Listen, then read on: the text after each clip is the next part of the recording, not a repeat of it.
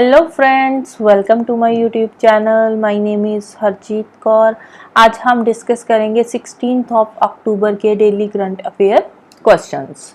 तो अगर आपको इस पर्टिकुलर लेक्चर की पीडीएफ चाहिए तो उसके लिए आप मेरा टेलीग्राम चैनल भी ज्वाइन कर सकते हो, जिसका लिंक आपको नीचे डिस्क्रिप्शन बॉक्स में मिल जाएगा।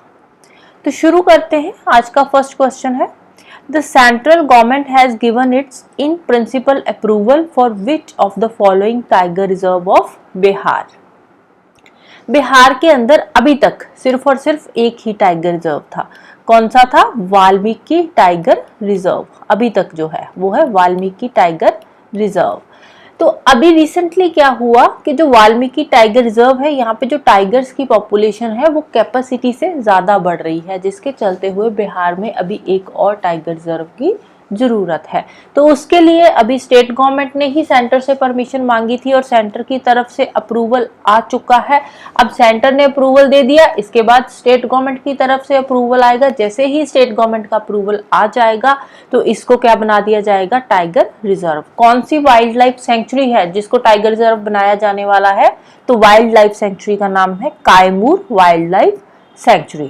तो जैसे ही स्टेट गवर्नमेंट का अप्रूवल आएगा तो कायमूर वाइल्ड लाइफ सेंचुरी जो है ये कायमूर टाइगर रिजर्व में कन्वर्ट हो जाएगी। राइट, जैसे कि मैंने बताया एक ही टाइगर रिजर्व है, वाल्मीकि टाइगर रिजर्व। कहाँ पे है ये? चंपारण डिस्ट्रिक्ट के अंदर है, बिहार के चंपारण डिस्ट्रिक्ट के अंदर। अब यहाँ पे जो इसकी कैपेसिटी थी वो 45 टाइगर्स की है। राइट, लेकिन वहां पे टाइगर्स की पॉपुलेशन कितनी हो चुकी है? 54 हो चुकी है, जिसके चलते हुए बिहार के अंदर एक और टाइगर रिजर्व की जरूरत है। जैसे ही कायमूर टाइगर रिजर्व बन जाएगा तो यहाँ से जो टाइगर्स है उसको वहां पे शिफ्ट किया जाएगा टाइगर्स को, क्योंकि अगर टाइगर्स की पॉपुलेशन ज्यादा बढ़ जाती है तो उसके चलते हुए पूरा का पूरा इकोलॉजिकल बैलेंस डिस्टर्ब हो जाता है, क्योंकि जिन जानवरों को ये खाते हैं तो उनकी पॉपुलेशन कम होनी शुरू हो जाएगी, तो पूरा का पूरा जो बैलेंस है वो डिस्टर्ब हो जाएगा। इसीलिए कैपेसिटी से ज्यादा अगर टाइगर्स होते हैं तो वो सही नहीं है। तो इसीलिए अभी दूसरा टाइगर रिजर्व बनाया जाएगा और वहां पे जो टाइगर्स है उनको शिफ्ट किया जाएगा। नेक्स्ट है, Indian navy signs memorandum of understanding with which life insurance company for providing insurance to naval civilians. Naval civilians कौन होते हैं? नेवल सिविलियंस होते हैं जो नेवी में काम कर रहे हैं, लेकिन नेवी के लिए काम कर रहे हैं, बट वो ऑफिशियली नेवी के जो ऑफिशियल्स हैं वो नहीं है। जैसे कि नेवी के अंदर जो छोटे मोटे काम करने वाले होते हैं, जैसे धोबी हो गए या कुक हो गए वहां पे, तो वो किस में आते हैं? वो नेवल सिविलियंस में आते हैं, क्योंकि वो नेवी में जो एक्चुअली जिस तरह से रिक्रूटमेंट होकर वहां पे जाते हैं तो उस तरह से रिक्रूटमेंट उनकी नहीं हुई होती। तो नेवी के लिए काम कर रहे हैं, नेवी में काम नहीं कर रहे। राइट, तो उनके लिए खाना बनाने का कोई काम कर रहा है, कोई साफ सफाई का काम कर रहा है, कोई धोबी का काम कर रहा है, तो वो किस में आ जाएंगे? नेवल सिविलियंस में आ जाएंगे। और जो 2024 का ईयर है, 2024 जो ईयर है ये किसका है? ये है ईयर ऑफ नेवल सिविलियंस। 2024 जो ईयर है ये क्या है? Year of naval civilians. तो इनके इंश्योरेंस के लिए कौन सी लाइफ इंश्योरेंस कंपनी के साथ मेमोरेंडम ऑफ अंडरस्टैंडिंग साइन किया है हमारी इंडियन नेवी ने? तो इनकी इंश्योरेंस के लिए किसके साथ साइन हुआ है एग्रीमेंट? बजाज अलायंस के साथ, बजाज अलायंस के साथ। नेक्स्ट है, Yuva Sangam portal is launched by which of the following ministry. Yuva Sangam portal launch किया गया है, तो ये कौन सी मिनिस्ट्री ने लॉन्च करा है? तो इसको लॉन्च किया है मिनिस्ट्री ऑफ एजुकेशन ने। किसने लॉन्च करा है? मिनिस्ट्री ऑफ एजुकेशन ने। तो ये किसके लिए है बेसिकली युवा संगम पोर्टल? ये पोर्टल जो है ये हमारे यूथ के लिए है, सो दैट कि जो हमारा यूथ है वो इंडिया की डाइवर्सिटी को समझे, अलग अलग स्टेट के कल्चर को समझे। इसमें क्या होता है, इसमें ये जो पोर्टल है इस पर रजिस्ट्रेशन होगी। रजिस्ट्रेशन के बाद अब इसके लिए एज क्राइटेरिया भी है। आई थिंक एज क्राइटेरिया जो है वो 18 to 30 ईयर्स का है। 18 to 30 ईयर्स के जो एज ग्रुप के लोग हैं वो इसमें रजिस्टर कर सकते हैं। उसके बाद रजिस्टर करने के बाद इनको मौका दिया जाएगा दूसरी स्टेट को विजिट करने का।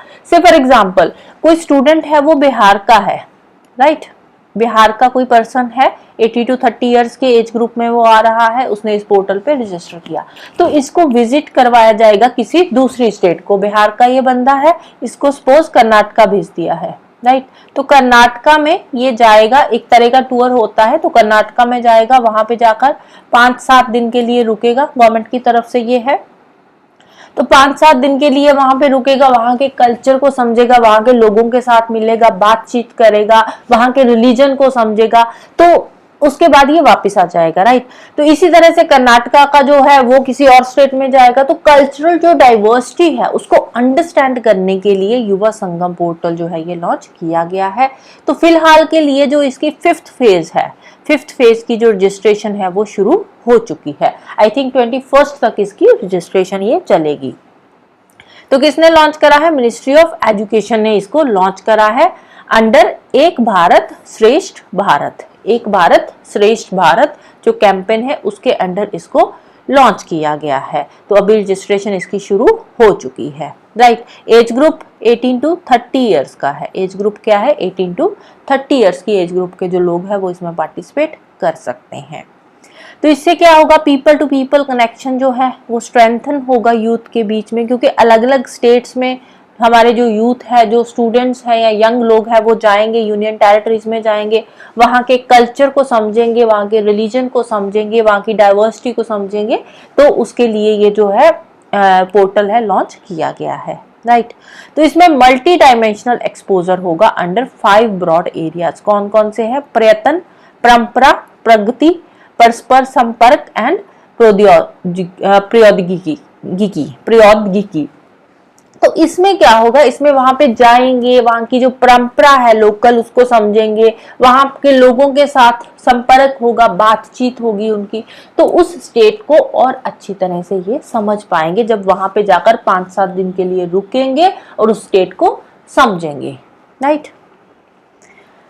नेक्स्ट है bank of Baroda proposals to sell Oman operations to which of the following bank. Bank of Baroda, तो इसके जो ओमन के ऑपरेशंस है, ओमन कंट्री है, तो वहाँ के जो ऑपरेशंस है उनको वो कौन सी बैंक को सेल कर रही है? तो ओमन की बैंक है बैंक ऑफ दफार। बैंक ऑफ दफार को ये सेल कर रही है अपने ओमन के ऑपरेशंस, सो दैट कि उन ऑपरेशंस को और अच्छी तरह से किया जा सके, क्योंकि वहाँ की जो लोकल बैंक जो होगी तो उसको वहाँ के बारे में पता है कि ओमन की इकोनॉमी कैसे काम कर रही है। तो अगर वहीं की बैंक उसको हैंडल करेगी तो वो ज़्यादा अच्छी तरह से हैंडल कर पाएगी एज कम्पेयर टू कि इंडिया की कोई बैंक वहाँ पे जाकर अपनी ब्रांच खोले और उसको जो है ऑपरेशंस को शुरू करे, राइट। तो इसीलिए कौन सी बैंक को सेल किए हैं? बैंक ऑफ दफार को। नेक्स्ट है recently India signs a currency swap agreement of $400 million with which of the following country. Currency swap agreement sign हुआ है इंडिया का। ये जो करेंसी स्वैप एग्रीमेंट है इंडिया और सार्क कंट्रीज के बीच का ये एग्रीमेंट है, इंडिया और सार्क कंट्रीज के बीच का, राइट। तो ये जो सार्क कंट्रीज है तो टोटल कितनी है सार्क कंट्रीज? टोटल 8 कंट्रीज है। इंडिया और इंडिया की नेबरिंग कंट्रीज जो है वो सार्क कंट्रीज है, चाइना को छोड़कर, जैसे अफगानिस्तान हो गया, पाकिस्तान, नेपाल, भूटान, बांग्लादेश, श्रीलंका, मालदीव्स और इंडिया। ये 8 कंट्रीज सार्क की मेंबर कंट्रीज है। तो इन कंट्रीज में से कौन सी कंट्री के साथ करेंसी स्वैप एग्रीमेंट साइन हुआ है? तो ये साइन हुआ है मालदीव्स के साथ। किसके साथ? मालदीव्स के साथ, राइट। हालांकि मालदीव के साथ हमारे पहले रिलेशन इतने अच्छे नहीं चल रहे थे, तो अभी जो करेंसी स्वैप एग्रीमेंट है वो साइन इसीलिए किया गया है दोनों के रिलेशंस को स्ट्रेंथन करने के लिए, राइट। अब देखो जो मालदीव्स की इकोनॉमी है ना वो किस पे बेस्ड है? वो टूरिज्म पे बेस्ड है। तो अब जो भी दोनों के बीच में अनबन थी दोनों कंट्रीज के बीच में, उसके चलते हुए जो मालदीव्स की इकोनॉमी है वो बहुत ज़्यादा गिरी है। क्यों गिरी है? क्योंकि इंडिया वालों ने, न्यूज़ में पहले बहुत चल रहा था, तो इंडिया वालों ने बोला कि अगर आप टूरिज्म के लिए जा रहे हो मालदीव, तो मालदीव की जगह आप लक्षद्वीप भी जा सकते हो। उससे क्या होगा? एक तो इंडिया की इकोनॉमी बूस्ट होगी, दूसरी मालदीव के साथ हमारे रिलेशंस अच्छे नहीं थे इसलिए भी था। तो रिसेंटली ये करेंसी स्वैप एग्रीमेंट मालदीव के साथ हमने साइन किया है। इसमें होता क्या है करेंसी स्वैप एग्रीमेंट के अंदर? इसमें होता है कि अगर मालदीव को यूएस डॉलर्स की जरूरत है, इंडिया और मालदीव्स की अगर हम बात करें तो इंडिया है और मालदीव्स है, सपोज जो मालदीव्स है उसको यूएस डॉलर्स की जरूरत है। अब अगर ये मार्केट में जाएगा, वहां से यूएस डॉलर्स बाय करेगा, तो उससे क्या होगा? जो डॉलर्स है, डॉलर्स की वैल्यू बढ़ जाती है। तो उसके बदले में ये मालदीव क्या करेगा? इसने इंडिया के साथ एक्सपोर्ट इंपोर्ट इसका चल रहा है। तो इंडिया को ये क्या करेगा, इंडिया को अपनी करेंसी देगा और बदले में इंडिया इसको यूएस डॉलर देगा। मालदीव को यूएस डॉलर की जरूरत है तो इंडिया मालदीव को यूएस डॉलर देगा। सपोज 100 यूएस डॉलर की जरूरत है तो इंडिया इसको 100 यूएस डॉलर देगा और इसी वैल्यू की जो मालदीव की करेंसी है वो अपनी लोकल करेंसी में इंडिया को दे देंगे, जितना भी बनेगा उसका, राइट। तो वो अपनी लोकल करेंसी में इंडिया को देंगे और इंडिया यूएस डॉलर्स में देगा। और इसमें एक फिक्स वैल्यू होती है जो एक्सचेंज किया जाता है ना, करेंसी स्वैप करी जाती है, करेंसी स्वैप हो रही है ना, यूएस डॉलर दे रहे हैं, मालदीव की लोकल करेंसी हम ले रहे हैं। तो इसमें एक फिक्स वैल्यू होती है कि इतने साल बाद, 1 साल या 2 साल बाद यूएस डॉलर वापस आएंगे तो उसकी जो भी वैल्यू तब रहेगी तो उसके अकॉर्डिंग ये एग्रीमेंट पहले से ही साइन होता है। ऐसे नहीं है कि 2 साल बाद यूएस डॉलर की वैल्यू बढ़ गई है तो इंडिया लॉस में चला गया है या कम हो गई है मालदीव लॉस में चला गया है, ऐसा नहीं होता। तो इसकी वैल्यू जो होती है जो वापस लौटाने की, तो वो पहले से फिक्स होती है करेंसी स्वैप एग्रीमेंट के अंदर, राइट। तो कितने का किया है currency swap agreement sign, 400 million US dollars का, राइट। और 7 कंट्रीज के साथ हमने करा है 30 बिलियन रुपीस का, राइट। और ये कब तक है, ये 2024 से लेकर 2027 तक का ये टाइम पीरियड है, इसमें जो विंडो है। तो कब तक है, जून 18 2027 तक ये जो एग्रीमेंट है वो वैलिड रहेगा। करेंसी स्वैप फ्रेमवर्क की बात करें, जो सार्क करेंसी स्वैप फ्रेमवर्क है, ये कब एग्जिस्टेंस में आया था, ये आया था 15 नवंबर 2012 के अंदर ये एग्जिस्टेंस में आया था, राइट। तो अभी रिसेंटली जो है ये एग्रीमेंट साइन हुआ है, ये कब तक साइन हुआ है, 2027 तक साइन हुआ है। नेक्स्ट है, what is the new transaction cap for UPI 123 and UPI light respectively. UPI 123 क्या है, यूपीआई 123 में होता है जो कीपैड वाले फोन होते हैं जिन पे यूजुअली इंटरनेट वगैरह नहीं होता, तो उन पे अगर ट्रांजैक्शन करनी है तो उसके लिए आया था यूपीआई 123। यूपीआई लाइट होता है जो स्मॉल ट्रांजैक्शंस के लिए, जो हमने छोटी मोटी ट्रांजैक्शंस करनी होती है without using the UPI pin, तो उसके लिए है यूपीआई लाइट। तो अब इसकी ट्रांजैक्शन लिमिट जो थी वो पहले कम थी, इसको बढ़ा दिया गया है। पहले कितनी थी ट्रांजैक्शन लिमिट, यूपीआई 123 की पहले जो ट्रांजैक्शन लिमिट थी वो थी 5000 और यूपीआई लाइट की जो पहले ट्रांजैक्शन लिमिट थी वो थी 500 रुपए। अब इसको बढ़ा दिया गया है, यूपीआई 123 की बढ़ा के कितनी कर दी गई है, 5000 से 10,000 कर दी है और लाइट की बढ़ा के 500 से 1000 कर दी गई है। तो आंसर आ जाएगा option A 10,000 and 1000, right. Next, which Navratna company enters space sector by sign an agreement with Canada's Relisat? Canada की एक स्पेस एजेंसी है रिलाइसेट, उसके साथ एग्रीमेंट करा है इंडिया की एक नवरत्ना कंपनी ने, स्पेस सेक्टर में एंटर हो चुकी है अब ये नवरत्ना कंपनी। नवरत्ना कंपनी होती है ना, मिनी रत्ना, नवरत्ना और उसके बाद ऊपर आती है महारत्ना, राइट। महारत्ना होती है, फिर नवरत्ना और सबसे नीचे आती है मिनी रत्ना। तो ये जो इनको स्टेटस दिया जाता है, ये इनकी नेटवर्थ के अकॉर्डिंग इनको स्टेटस दिया जाता है कंपनीज को। तो कौन सी नवरत्ना कंपनी है, तो कंपनी का नाम है Bharat electronics limited. Bharat electronics limited ने साइन किया है एग्रीमेंट कनाडा की रिलाइसेट के साथ स्पेस सेक्टर में एंटर करने के लिए, राइट। नेक्स्ट है, Google partners with which finance company to offer gold backed loans via Google Pay. Google ने पार्टनरशिप करी है एक फाइनेंस कंपनी के साथ, जिसके चलते हुए जो गूगल है वो गूगल पे के थ्रू गोल्ड लोन्स देगा कि आप अपना गोल्ड गिरवी रखो और उसके बदले में आपको लोन मिल जाएगा।